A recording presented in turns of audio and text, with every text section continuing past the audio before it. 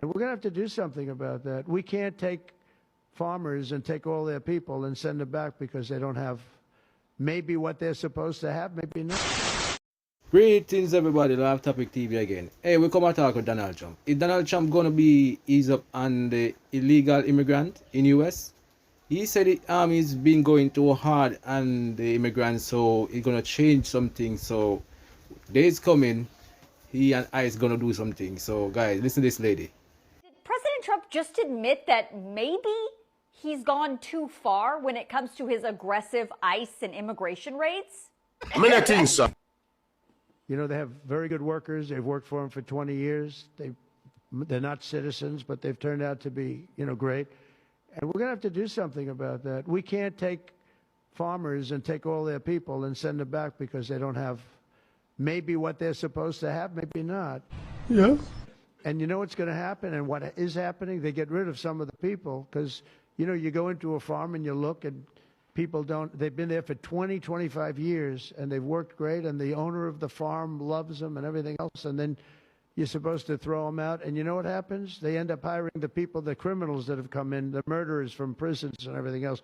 So we're going to have an order on that pretty soon, I think. We can't do that to our farmers and leisure too, hotels. We're going to have to use a lot of common sense on that. Yeah. Now that is an incredible pivot from President Trump on his hardline immigration stance. He initially said he would focus on deporting the illegal criminals in this country, but obviously that scope has expanded to getting out everyone who is here in this country illegally. Trump has said this hardline immigration stance is why he was elected. He says this is part of the mandate that voters gave him. But the change he talked about today is a brand new tone. And he didn't just say it at that live event at the White House. Earlier today, he also said it on his social media account. In that post, he talked again about the farmers and the hotel and leisure industry, which generally relies on immigrant labor. And it just so happens that a lot of those laborers are not in this country legally. Trump said in his post that his aggressive policy is taking very good longtime workers away from farmers and business owners in the hospitality and leisure industry. He ends his post by saying, changes are coming. Now, what do those changes look like? We don't know. Trump did mention something about maybe signing an executive order that's coming very soon, but he gave no other details. The other question is, what about the migrant laborers who are here in this country, who are here illegally and are working in other industries like the fashion industry or other hardworking migrants who have been in this country for years and don't have papers but are still paying taxes? What about all of them? Would they be included? We'll just have to wait and see if Trump is really going to change his immigration policy and pull back on who exactly ICE can round up and deport, or if perhaps he's just saying this right now to try and calm the tensions flaring up around the country.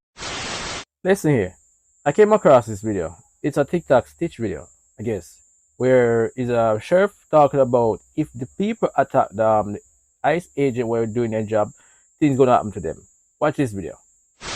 Has anybody seen the news conference where this Florida sheriff right here warned that we will kill you if you so much as throw a brick? This is his statement to American citizens. And I quote, if you throw a brick, a firebomb, or point a pew-pew at one of our deputies, we will be notifying your family where to collect your remains because we will kill you graveyard dead. That came out of the mouth of a Florida sheriff, but it gets even worse. The same exact sheriff had this to say, and I quote, if you try to mob rule a car in Brevard County gathering around it, refusing to let the driver leave in our county, you're most likely going to get run over and dragged across the street. And not just that, he also warned, and I quote, if you spit on us, then you're going to the hospital, then jail. So wait, you're not only threatening to put Americans who are protected by their First Amendment in the hospital, but you're also threatening to kill them? Now do keep in mind, this does come as over 2,000 No Kings protests, by the way, in multiple cities are slated for Saturday. But does this not sound like a dictatorship to anybody else?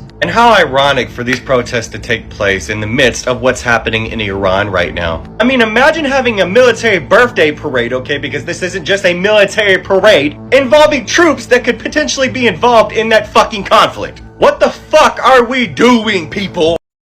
Let me say something really quick on this one, bro. You know, with this with the part with spit on the police, I don't in league with that shit. You know what I'm saying? That's wrong. And what he's saying that finding people, going like, that's a wrong bang. You know what I'm saying? Right there. And you know what? I'm not gonna say much. I'm gonna leave this for you guys to tell me what you think in the comment section. Right?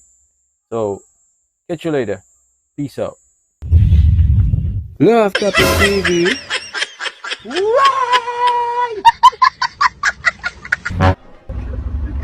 serious?